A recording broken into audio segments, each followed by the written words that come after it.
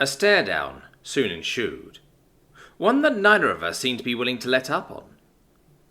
But as far as stare-downs went, this one was pretty evenly matched, as neither of us really had the ability to blink, or at least as far as an outside observer could see. My whole shtick was pretty obvious. The tinted lenses were more or less just doing the job for me, taking blinking out of the equation entirely, and adding a solid +10 to my intimidation-based stats. The shadowy cloaked figure's approach was just downright bizarre though, as instead of eyes, they were just these two trapezoid lights that I assumed was supposed to be a placeholder for his actual eyes, hidden somewhere underneath the shadowy void casted by his hood. A void which was downright pitch black, and completely impenetrable to the naked eye.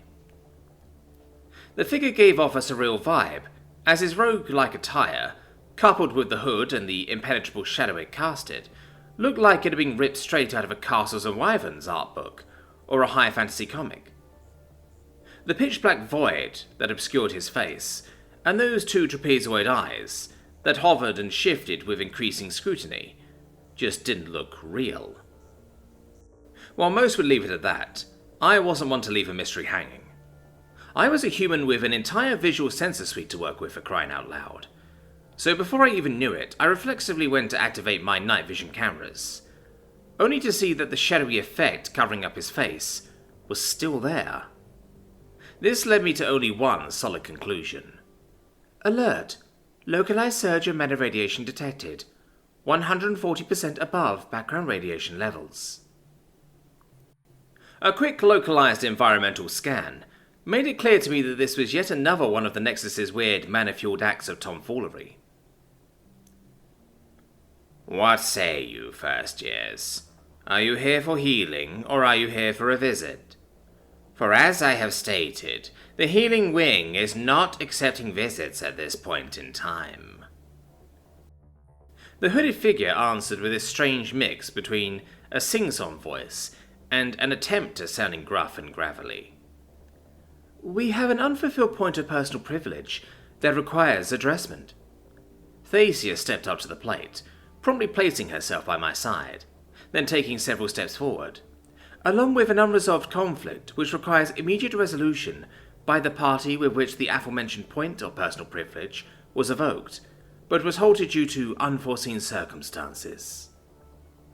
The princess began flexing her courtly talk with the hooded figure, which clearly seemed to have some effect, as he reached up a single gloved hand up to where his chin should be, only to have his fingers disappear as soon as they entered the dark, shadowy effect, currently covering up his face. And with whom is this unresolved matter incurred? The figure inquired plainly, though the way he spoke shifted to something a bit more accommodating, perhaps even a little bit more hospitable than the gruffer tone he'd initially directed towards me. An apprentice, good sir. Apprentice Lariel, to be precise. Thacia clarified politely, using what I could only describe as this flighty, chirpy, almost haughty tone of voice that was an exaggerated version of the cadence she used. Okay. An apprentice, good sir. Apprentice Lariel, to be precise. Thacia clarified politely, using what I could only describe as this flighty, chirpy, almost haughty tone of voice that was an exaggerated version of the cadence she used during our first interactions together. The hooded figure replied with a concerned grumble.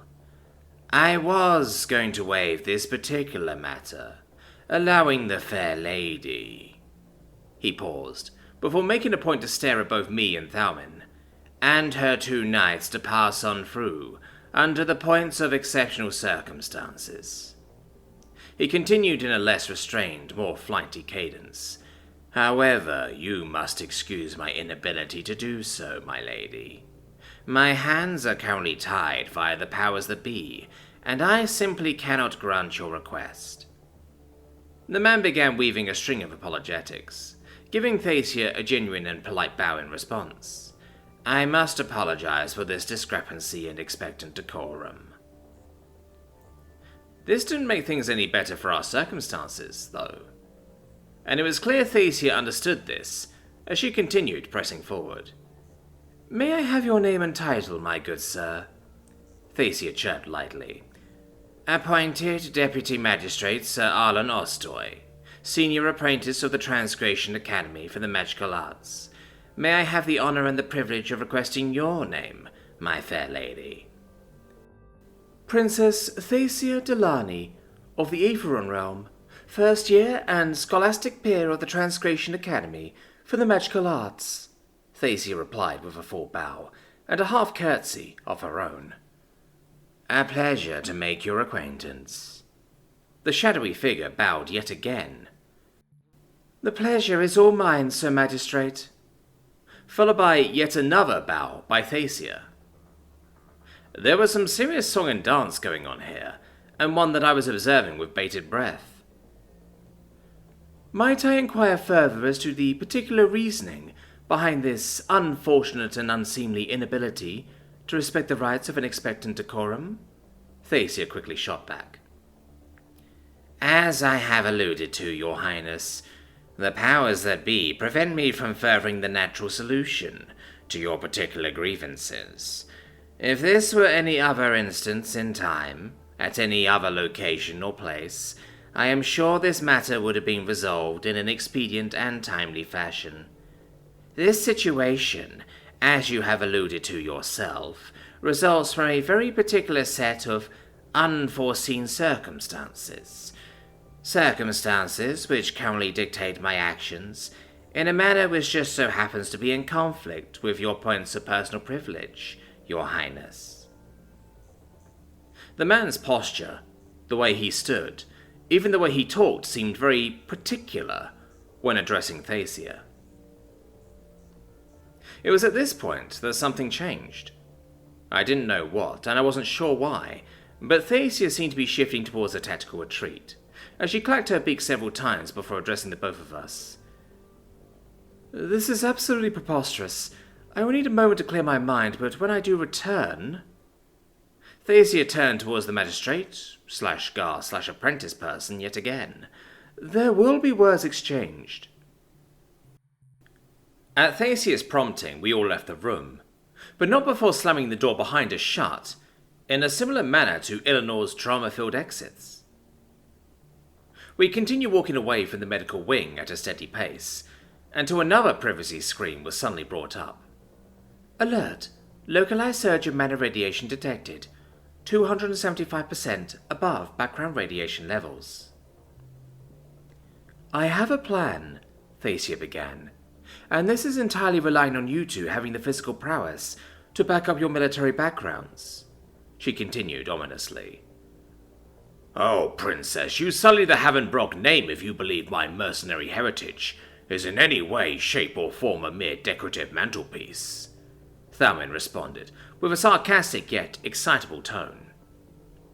"I assure you, Thacia, I think my training has almost every eventuality accounted for," I added with an affirmative nod.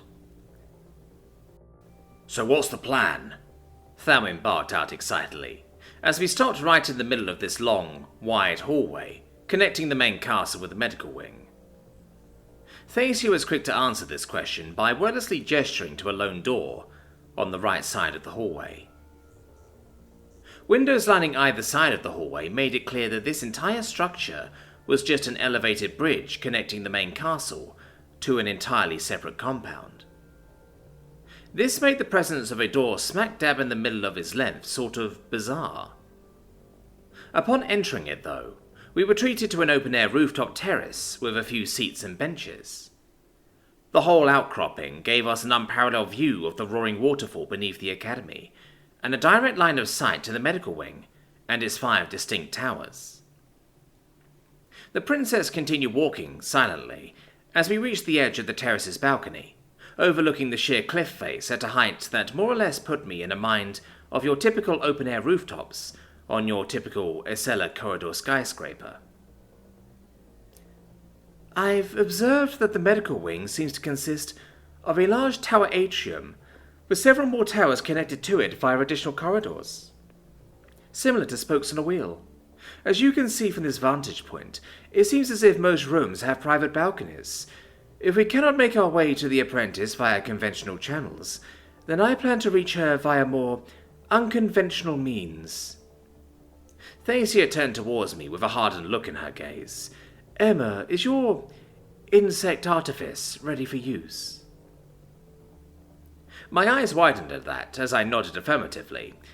Just for the record, we call it a drone, I quickly corrected Thacia. But yes, I can designate individuals and targets for it to track down or follow. However, I can't just have it poking around in every room, since there's no guarantee that the drone will be able to get a lock on them.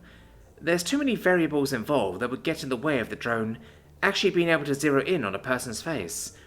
From the beds facing the right way, to bandages possibly covering up her face, to... I don't want your artifice to observe every balcony and window, Emma. That will most certainly take too much time, and, as you've stated, there's no guarantee of actually identifying her face, considering the multitudes of factors involved. Thacia interjected. What I plan to do is return to the deputy magistrate and to attempt to reach a compromise that he will abide by. I plan for him to take us, or rather, your drone, straight to the apprentice. And how you will accomplish this? Thalmin whined, his head tilted in curiosity. I will draft the letter, addressed directly to the apprentice, and request that it be taken straight to her room. This way, the deputy magistrate will, in a sense, be able to accomplish his obligations to the expectant decorum, and in doing so he will lead your insect drone straight to the apprentice's room. I stared at Thacia with wide eyes, as her back and forth with the deputy magistrate began taking on a completely different meaning in this new light. That way we can find out exactly which room the apprentice is in, I replied bluntly. Correct. However, from there I cannot say my plans are in any way foolproof, Thacia replied with a sudden coo. Well, go on, Princess. It sounds pretty good so far, Thalmin urged. Ascertaining the apprentice's room is only half of the stated objective. Actually getting there is another matter entirely, because depending on where the apprentice is located, my idea for the latter half of this quest involves you two scaling your way towards her room. The princess spoke with an immense level of trepidation, on the exterior aspect of the castle, if that needed to be said. My heart skipped a beat as the princess laid out her plans. I looked across the absurdly spindly hallway bridge that this little terrace was somehow attached to, and towards the 5 towers that made up the medical wing. Thalmin did the same, although his face seemed to indicate that he was, at the very least, considering the plan at least somewhat seriously.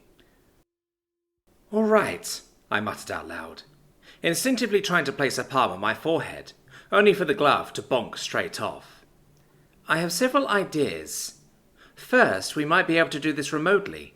I'm thinking once we find out which room she's in, we fly in a larger drone, one carrying with it a deployable holographic projector or some other two-way communications device, so that we can talk to her remotely. As soon as I spoke that idea out loud, however, things started to fall apart. But because of how thick the walls are, and considering the distance between the tower and our dorm, I might have to deploy repeaters in order to daisy-chain the connection all the way back to the dorms. I mean, we can't just set up shop out here in the open after all, at which point we'd have a continuous chain of signal repeater drones flying all across the academy, which wouldn't be ideal. No, scratch that, that wouldn't work. The pair stared at me with varying degrees of confusion, but seemed to have collectively decided to ignore the idea after I'd scrapped it.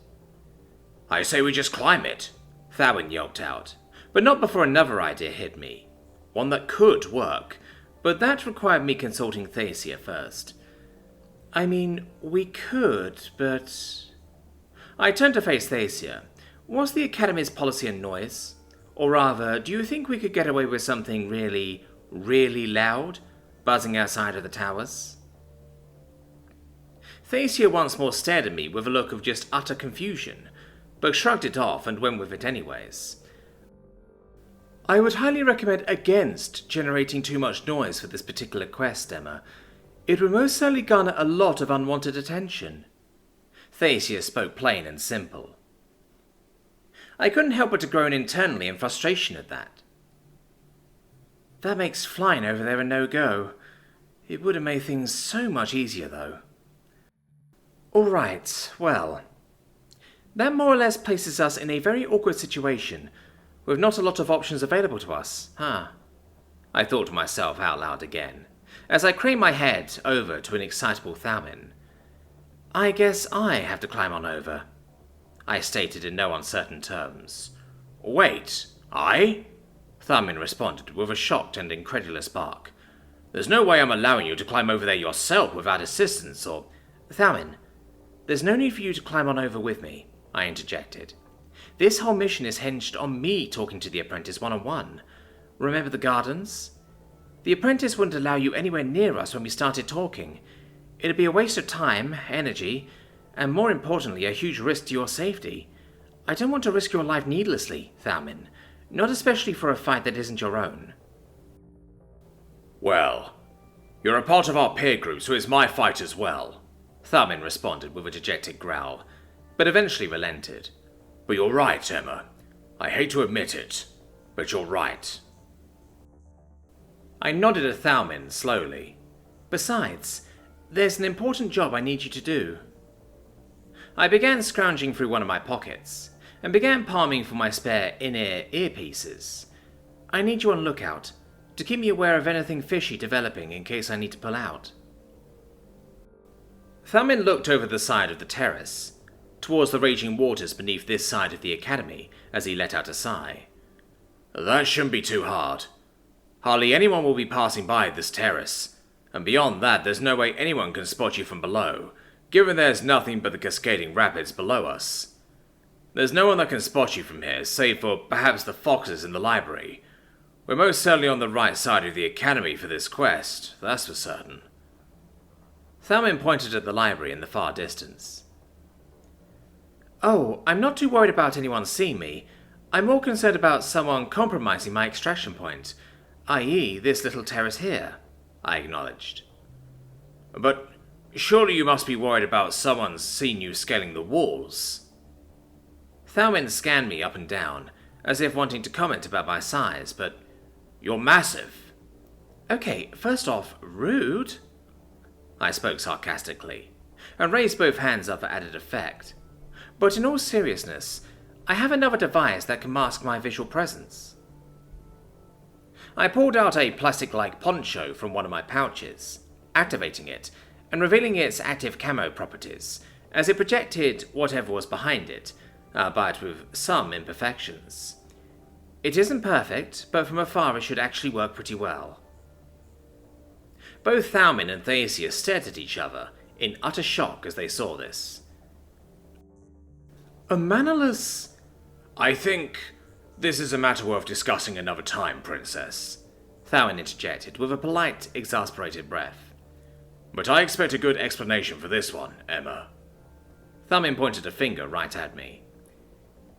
In any case, I will be diverting the Deputy Magistrate's attention by preoccupying him with needless and vapid chatter.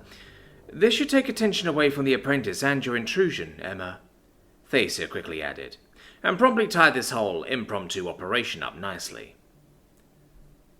All right, let's get this show on the road then. We'll head back to the dorms and get that letter drafted, so... Already done, Thacia interjected, bringing up a parchment that she promptly began sealing into an envelope. Wait, when did you... Whilst we were talking, I used a dictation spell. The letter is written and signed. Thacia spoke nonchalantly, as she held a neatly sealed envelope in one of her talons. Wait, what? When did you... How did you... I carry a quill and extra parchment in my bag of holding. This is to account for any eventuality where a statement in writing, a legal affidavit, or a notarized letter may be required. Thacia responded matter-of-factly. All right then. I tapped the pouch with the infill drone, the small little thing peeking its head out, much to the visible disgust of the pair. So we're ready for phase 1 of the operation, misdirection and information gathering. We'll go in, drop the letter, and have the drone do its thing. After that, we wait for the drone to return, and we'll take it from there on whether or not we can continue with phase 2, penetrating the enemy lines. What will be stopping us from continuing with phase 2? Thalmin quickly asked. Well, simple. If the apprentice is still conked out from her injuries, there won't be any point in attempting to meet her. So hopefully she's going to be in a good enough state to talk to. We'll know when we get the drone footage back. Fair point, Thamin nodded. So, is everyone ready to begin? Thacia asked. A series of affirmative nods later, we began our quick walk back over to the atrium. The Transgression Academy for the Magical Arts, Extraction Point Alpha, open air terrace overlooking the medical wing. Local time 14:20 hours. That took way more time than I'd initially thought. In fact, it took so long that I was beginning to wonder how two people could have an unending conversation when nothing of value was spoken and nothing of value was gained. It was basically elevator small talk, but written by the same writers who wrote Bridge of Wesson Lane and adapted to a theatrical release with a trilogy that ended with a movie arbitrarily cut up into a two-parter. I honestly zoned out for a few moments during those hours, as I decided to use the spare time to review the grappling hook and mountaineering gear I'd be using on this little quest. Eventually, however, the deputy magistrate relented, at which point I let loose the info drone to do its thing. It had been 20 minutes since we left and made our way back to this open-air terrace, and all of us were waiting with bated breath for the results the drone had in store. So how fast can that drone of yours fly anyways, Emma? Thamin was immediately cut off as the drone in question buzzed right by his ears, causing them to flick this way and that before flattening out entirely. Speak of him and he will come, I chuckled, as I outstretched a gloved hand over for the little drone to perch atop of.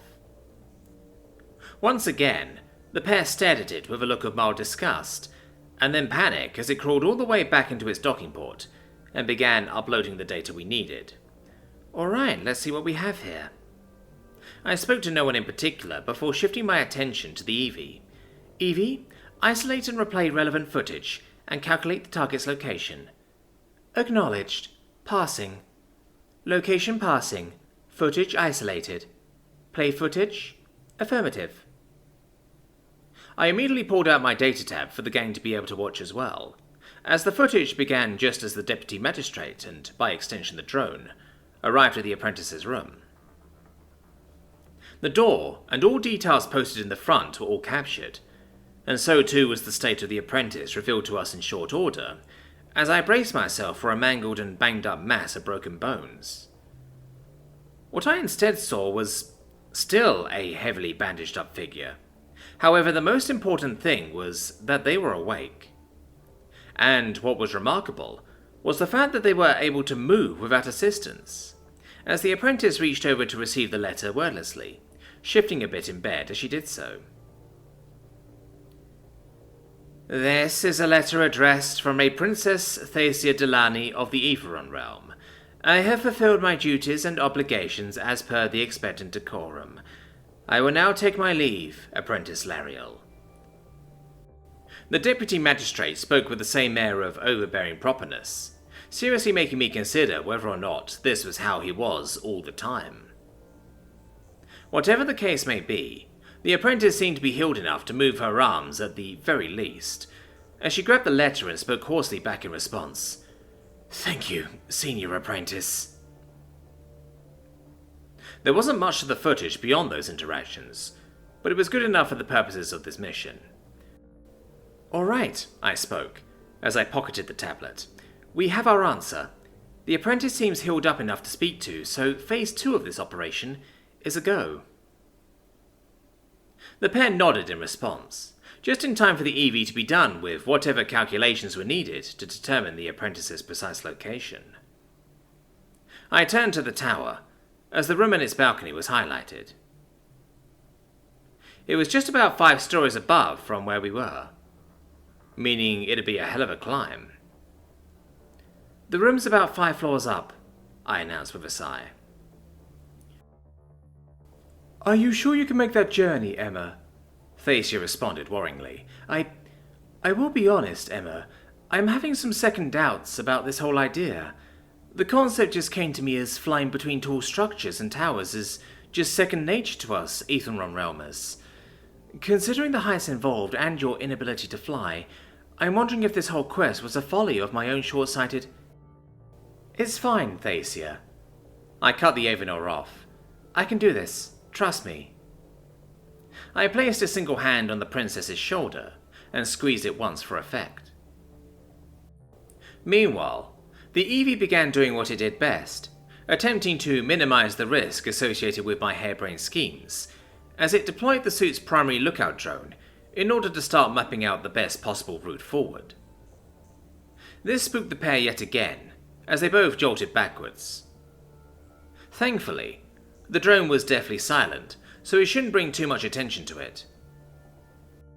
It was at this point that I brought out a pair of earpieces I was scrounging my pockets for earlier, one for Thacia and another for Thalmin. These will help you stay in contact with me throughout the climb, I stated plainly, as I attempted to latch it onto my own ear for demonstrative purposes, only to realize that I could not, given the suit was in the way. I sighed as I turned towards Thalmin. Do you mind if I put it on for you? I asked, sheepishly. What is it, Emma? It's... I paused as I attempted to find the best way to describe this without taking up too much time. It's a communication artifice, Thalmin. It will allow us to talk to each other remotely, relying on that drone there. I pointed at the lookout drone still flying away from us, to relay our voices to each other. Thalmin, as expected, looked at me with an expression of partial dumbfoundedness, whilst Thacia seemed completely transfixed by the earpieces I held in my hands. So, it's like a hearing sense, Thalmin responded with a questioning bark. Look, I'll just demonstrate. I managed out a sigh, as Thalmin reluctantly nodded and allowed me to begin hooking in the earpiece, looping it around his fluffy triangular ears. This inevitably resulted in my hand brushing over the Lupinor's fluffy head a few times, which seemed to elicit some large tail wags and a dulcet rumble. I tried to ignore that, as I pulled back and began demonstrating. I've turned off my speakers. Can you still hear me, Thalmin? Yes, I can, the Lupinor spoke after clearing his throat. I turned my speakers back on immediately after. All right, I'll get into the specifics of how it works later, but as for now, just know that I can hear whatever you say. I'm afraid I don't think that artifice will be compatible with my anatomy, Emma, Thacia spoke calmly, as she pointed at several aspects of the earpiece that required an actual ear canal to fit into, and an earlobe to loop around. This complicates things a bit, but it shouldn't be too difficult. How long do you think you can keep up the distracting conversation with the deputy magistrate for, Thacia? We just went through several hours discussing nothing in particular. I can most certainly continue that trend from dusk till dawn. The Avenor spoke confidently, and frankly quite proudly. The issue lies not in how long I can manage to maintain the conversation, but in how long it will take you to accomplish this quest, Emma. Thacia shot back. An hour, I nodded confidently. 20 minutes to scoot my way over there, 20 to talk to the apprentice, and 20 to get back. I'll make that 2 hours then, Thacia responded without a second thought. We need to account for potential complications, and an extra hour of senseless dialogue will most certainly not be an issue for me. With an affirmative nod from me, and an approving glance from Thalmin, I now turned towards the exterior of the 200-foot corridor leading to the concourse, and the extra 500 feet it would take to get from the atrium to the tower in question. It was at that last minute that the Eevee brought out another suggestion, one that was formulated with the aid of the new datasets provided by the FEB-NPMS lookout drone that had been busy mapping out the best route forward. It was an inherently riskier approach, one that my aunt would definitely not approve of, but it definitely beat scaling a wall and wedging spikes into it. Actually, I have a better idea than simply scaling the walls. The Transcreation Academy for the Magical Arts.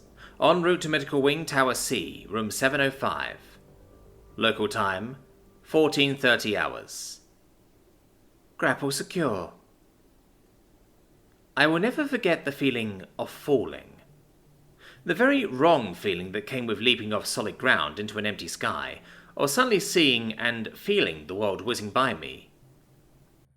It was a visceral feeling, a gut-churning sensation, dominated by an overbearing sense of impending doom that takes over your terrestrial brain that wasn't designed to feel the freeing sensation of being unbound to the ground beneath you.